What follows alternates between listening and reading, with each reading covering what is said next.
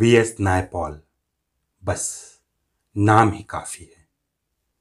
अंग्रेजी के महान उपन्यासकार, 2001 में साहित्य के नोबेल पुरस्कार से सम्मानित। करीब 150 साल पहले जब भारत से मजदूरों का एक बड़ा समूह गिरमिटिया के रूप में विभिन्न देशों में गया था, तब नायपॉल का परिवार यहां से चल के वेस्ट इंडीज के त्रिनिदाद एंड टोबैगो में पहुंचा। पीढ़ियां गुजर जाने के बावजूद भारत और भारतीयता के साथ नायपॉल का गहरा संबंध रहा। उनकी किताबों में इसका बेहद खूबसूरत वर्णन है। आज के इस एपिसोड में हम नायपॉल के जीवन के एक विशेष पहलू के बारे में चर्चा करेंगे, पिता के साथ उनका रिश्ता। ये एक ऐसा पहलू है जिसने उनकी पूरी लिखाई को प्रभावित किया। लेखन की कला उन्हें विरासत में मिली थी। उनके पिता भी लेखक थे, लेकिन वो इतना नाम नहीं कमा पाए थे, लेकिन सलाह तो देते ही थे। अपने पिता की बातों में अपनी बातें जोड़कर नायपॉल ने नौजवान लेखकों को भी एक बार लिखने पढ़ने से जुड़ी सलाहें दी थी, बेशकीमती सलाहें। आज हम उस पर भी चर्चा करेंगे, लेकिन पहले सुनते हैं वीदो की कहानी। वीदो यानी सर विद्याधर सूरज प्रसाद नायपॉल। पिता और पुत्र का रिश्ता अजीब होता है, तुरंत समझ में नहीं आता। जैसे जैसे समय गुजरता है, इस रिश्ते के अर्थ स्पष्ट होना शुरू होते हैं। हर पिता एक दिन कहता है कि मैं अपने बेटे से निराश हो गया हूँ। हर बेटा एक दिन कहता है कि मैं अपने पिता से निराश हो गया हूँ। लेकिन दोनों के बीच प्यार, मोहब्बत, आशा, निराशा का यह खेल अजीब तरह से चलता रहता है। वीदो की कहानी भी कुछ ऐसी ही है। वो अपने माँ बाप का लाडला था, परंतु तमाम प्यार मोहब्बत के बावजूद उसकी अपने पिता से नहीं बनी तो नहीं बनी। वो उनसे दूर हो जाना चाहता था। वीदो ज़हीन था। 17 साल की उम्र में ही उसे ऑक्सफोर्ड यूनिवर्सिटी से वजीफा मिल गया, सो पढ़ाई के लिए त्रिनिदाद से निकलकर इंग्लैंड चला गया। वहाँ उसका मन पढ़ाई में कम, लिखाई में ज़्यादा लगने लगा। पहले तो उसे समझ में ही ना आया कि उसके भीतर लेखन के प्रति अचानक ये दिलचस्पी कहाँ से पैदा हो गई। फिर उसे याद आया कि ओह, मेरे पिता भी लेखक बनना चाहते थे। उस कोशिश में वो बहुत कुछ बन गए, पर ठीक से लेखक नहीं बन पाए। कुछ दिनों बाद वीदो को उन्हीं पिता का खत मिला, जिसमें घर के हाल चाल और तमाम हिदायतों के बीच एक पंक्ति लिखी हुई थी, मेरे बेटे, तुम मेरे जैसा बिल्कुल मत बनना। वीदो का मन इस पंक्ति पे अटक गया। वह इतने बरसों से यही कोशिश तो कर रहा था, अपने पिता जैसा न बनने की कोशिश। उनसे जुड़ी चीज़ों पे हंसना, उनका मजाक उड़ाना, उनकी उपेक्षा करना, ये सब वीदो के प्रिय घरेलू शौक थे। उसे अजीब लगा कि पिता भी अब उसे यही सलाह दे रहे हैं कि मेरे जैसा मत बनना। इसके बावजूद वो हर रात अपनी टेबल पे बैठ जाता और कहानी लिखने की कोशिश करने लगता, ठीक वैसे ही जैसे उसके पिता किया करते थे। यूनिवर्सिटी में वजीफे के पैसों के बाद भी उस पर गरीबी आन पड़ी। पिता से मांगने की हिम्मत नहीं थी और न ही पिता के पास थे, तो वह अपनी बहनों को खत लिख लिख के गुजारिश करता। वे कहीं से भी जुगाड़ के उसे पैसे भेजती। कॉलेज की पढ़ाई व कहानी की लिखाई के अलावा वीदो को कोई दूसरा काम न सूझता। हर हफ्ते उसके पास पिता का खत आता था। एक बार जवाबी खत में वीदो ने अपने पिता को बता दिया कि उनके बेटे ने भी अब लेखक बनने की ठान ली है। फिर क्या, बेटा लेखक बनना चाहता है, ये बात पता चलते ही पिता की ओर से चिट्ठियों में हिदायतों की लिस्ट आने लगी। तुम ऐसे मत लिखना, वैसे मत लिखना, लिखते समय इन इन बातों का ध्यान रखना और मेरे जैसा मत करना, मैंने गलतियां की हैं। पिता चाहते थे कि वो जल्द से जल्द अपनी पढ़ाई पूरी कर ले और घर लौट आए, लेकिन वीदो अपने पिता से दूर ही रहना चाहता था। उसका कोई मन नहीं था पिता के पास लौटने का। डिग्री मिलने में अभी 1 साल बचा हुआ था, तभी एक दिन खबर आई कि पिता का निधन हो गया। ठीक यही पल था जब अपने पिता के प्रति वीदो की सोच बदल गई। जब तक जीवित थे तब तक उसे बुला रहे थे पिता, उससे मिलना चाहते थे, लेकिन वीदो उनसे दूर भागता रहा। उनके मर जाने के बाद अब खुद वीदो उनसे मिलने के लिए तड़प रहा है, उनके पास जाना चाहता है, लेकिन उसकी ये इच्छा कभी पूरी नहीं होने वाली। वो आईने के सामने खड़ा हुआ और उसने देखा।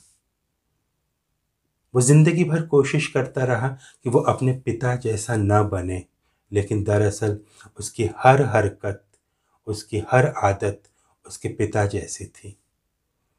जैसे पिता बैठते थे वो भी ठीक वैसे ही बैठता था।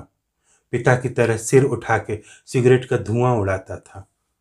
सोचते सोचते जब अपनी ठुड्डी पे हाथ रखता तो एकदम पिता जैसा दिखने लगता था। तंगहाली के बावजूद जिस दरिया दिली के साथ वो पैसे खर्च करता था, तो वो भी तो उसके पिता की ही आदत थी। वह खुद को मूर्ख समझता था। ठीक उसी समय उसे याद आया कि ओह, मैं अपने पिता को भी अब तक मूर्ख ही समझता आया हूं। पिता को खो देने के तुरंत बाद ठीक उन दिनों में उसने पाया कि वह खुद के जितना करीब आ रहा है, दरअसल उतना ही वो अपने पिता के भी करीब जा रहा है। कुछ लोग कहते हैं कि जिंदगी सबसे बड़ी शिक्षक होती है। नहीं, सबसे बड़ी शिक्षक तो मौत होती है। एक इंसान की मौत दूसरे इंसान को जिंदगी के मायने समझा के जाती है। कुछ लोगों से हम बेहद प्यार करते हैं, लेकिन उसका एहसास हमें तब तक नहीं होता जब तक कि मौत उन्हें हमसे छीन के ले न जाए। माँ और पिता हमारी जिंदगी में दो ऐसे ही लोग होते हैं। मरने के बाद वे हमारे शरीर और आत्मा में रहने लगते हैं और हमारी आदतों में भी रहते हैं, हमारी शिकायतों में भी रहते हैं। वीदो ने लिखना शुरू कर दिया। पिता का टूटा हुआ सपना पूरा करने की जिम्मेदारी जैसे उसने अपने कंधों पर ले ली हो। अपनी शुरुआती किताबों का नायक उसने अपने पिता को बनाया और वही सब कुछ लिखा जो उसके पिता अब तक जीते आए थे। उसकी किताब द हाउस फॉर मिस्टर बिस्वास उसे दुनिया के महानतम उपन्यासों में से एक माना जाता है। यह वीदो जब V.S. नायपॉल बन गया, एक मशहूर लेखक, तब एक पत्रिका ने पूछा, आप नए लेखकों को क्या सलाह देना चाहेंगे?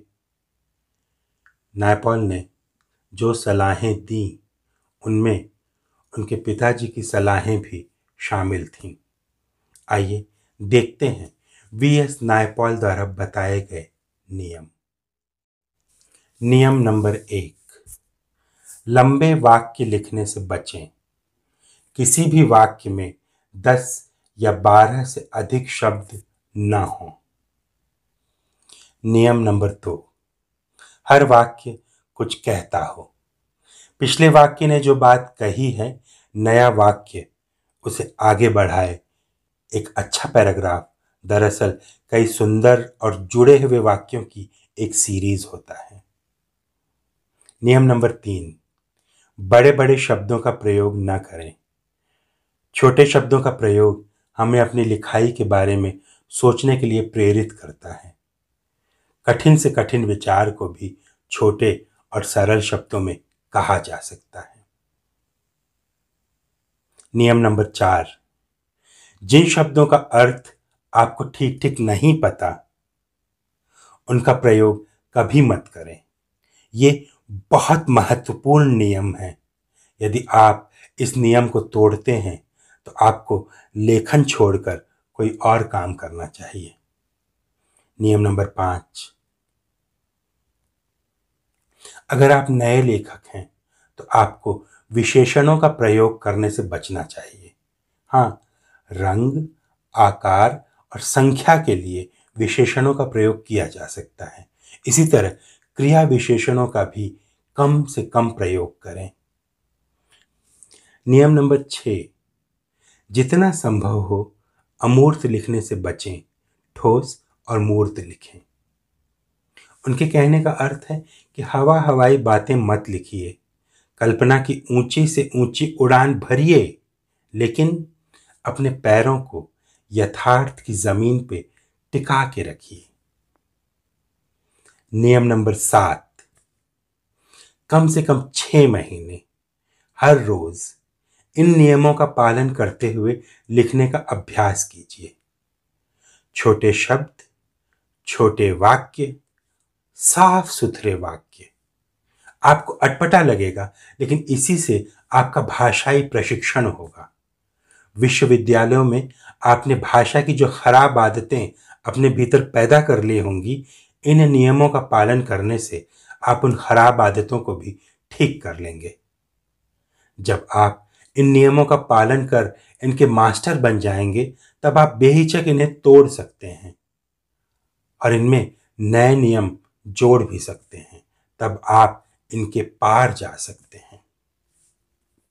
तो दोस्तों, अगर आप नए लेखक हैं, आपकी आंखों के भीतर किताबों के सपने भरे पड़े हैं और उंगलियों के भीतर शब्द नृत्य कर रहे हैं, दिल की बातें कागज पर निकलने के लिए बेताब हैं, तो वीएस नायपॉल की इन बातों को मंत्र की तरह याद रखिए। वीडियो में पीछे जाइए, इन नियमों का स्क्रीनशॉट ले लीजिए और इन्हें हमेशा पढ़ते रहिए। इनका अधिकतम पालन करने की कोशिश कीजिए। नायपॉल ने 6 महीने कहा है, आप कम से कम 1 साल अभ्यास कीजिए। इन्हीं नियमों को आधार बनाकर नए सिरे से लेखन का अभ्यास कीजिए। तब आपको अच्छा लेखक बनने से कोई नहीं रोक सकता। आखिर 20वीं सदी के सबसे बड़े उस्तादों में से एक वीएस नायपॉल के बताए हुए नियम हैं ये। जैसे गायक हर रोज रियाज करता है, एक लेखक की तरह आप भी अपने लेखन का रियाज हर रोज कीजिए। आपको ढेर सारी शुभकामनाएं।